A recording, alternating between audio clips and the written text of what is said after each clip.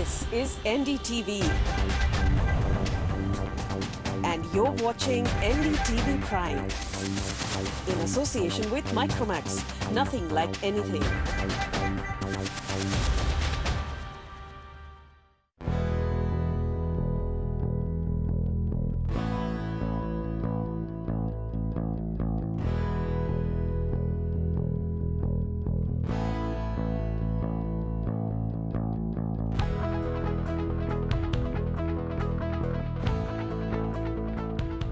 India is the fastest growing startup ecosystem in the world. The fastest growing, yes, you heard it right. It also has the third largest number of startups anywhere on the globe. Now, many are asking if this is the best time to turn entrepreneur to start up in India. The cynics are saying, is the startup ecosystem heating up a tad too quickly? Well, whichever side of divide you're on, this is the best time, of course, to take part in the show. Send us your thoughts, tweet us. You can write to us on Facebook and also SMS us what you think about this. Let's get started right away. Joining me on the program, Ritesh Agarwal, founder OYO Rooms, and also Samyukth Sridharan, President and Chief Operating Officer, Cleartrip. Thanks both so much for taking our time to speak to us. Ritesh, you made a very interesting point, minutes before we started. You said that you feel that you're a marketplace child yourself. Tell us a bit about that, because I'm sure there are lots of people out there who can relate with what you just said. Yeah, so I think over the last 1 year, I think everything that I use as a part of my day period is related to one or the other startup, and there is a startup for that, and that does way better consumer experience, way better pricing than anything else which are current opportunities available for me to use. And that is frankly what disruption is, right? That you take something which is a real problem on the ground, you solve it for a user, you build an optimum pricing around it. Right. Right. And you continue delivering that over and over again. Right. So I sleep at OYO's. I have breakfast with one of the food delivery startups. I have grocery from a grocery startup. I travel and commute via one of the cab startups. Like there is a startup for everything today. Right. And quite frankly, they deliver way better quality of experiences than any other opportunity that I had earlier. Right. Mr. Sridharan, as someone who's been watching this space closely, why do you think there's been such an intense focus on startups in the last couple of years, especially say in the last 2 years? What really has shifted? I think a few things, right? And we've been here for about 9 years and we've seen it evolve as we've evolved. I think the biggest change today is the fact that information is democratic and it's accessible. I think that is essentially what is ensuring that you have a million different ideas that are coming out every day, right? Any business, any startup, or any of us in the e-commerce space you look at, the underlying theme is change has been driven by technology. Right. And change has been, in India, very clearly proved that technology gets adopted much quicker than anywhere else in the world. So in this space, Ritesh, if I may ask, there's once you're out there, your idea is out there, and then, they do say that imitation is the best form of flattery. It's just out there. So in this kind of a competitive environment where, you may sort of, it's not easy to, I mean, how far do you really keep the first mover advantage really going? How does one sort of keep innovating, keep evolving? How do you stay one step ahead of your game? Yeah, so here's the thing, right? I think the best thing about startups, so like just to take a next step, today starting a company has become easier than ever before. Especially because India's largest supermarket might not be real retail stores, that might be a mobile app. Right. India's largest hotel chain today is actually, which is us. We are not a real brick and mortar thing. Right? Sure. India's largest cab company is not a real taxi owning company. Correct. So our sense is, as this grows over a period of time, the real value is going to be able to sort of innovate, do the best things for the consumers. If you are the most loved brand in your space, frankly, nothing else matters. Is that worrying, unlike, say, there was to a brick and mortar space? Because lots of people have said, it's fluid. I mean, you have all the apps and you can sort of like switch from one to the other, unlike saying, is that No, so I would tend to disagree there, right? I think even in the space that we are in, while information is democratic, there are ways you can build brand loyalty.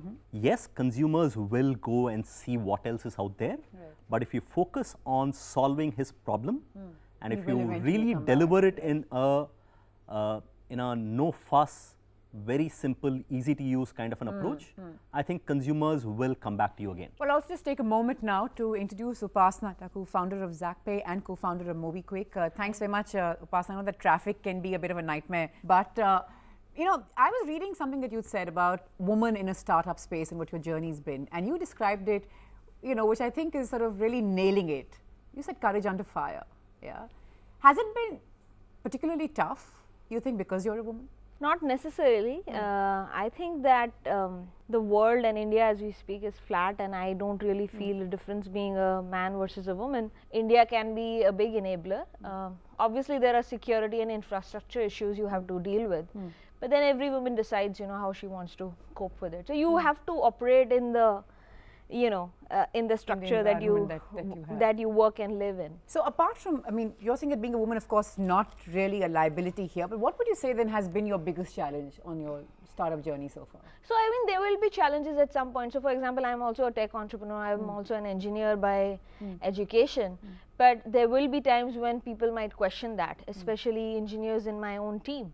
But you know, I have to be able to cope with that with reason and logic, and not necessarily that, you know, listen to me because I'm a co-founder.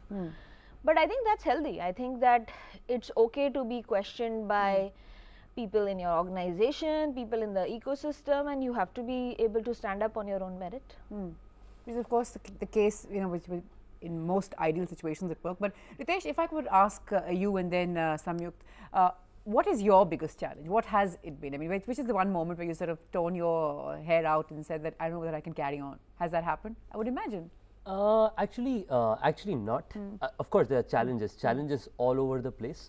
But I have gone through situations which are really worse, and I think that is the part of startups which people realize once they get into this play, because it looks very exciting from the outside. But when you get in, so I was 18 when I started the company, right?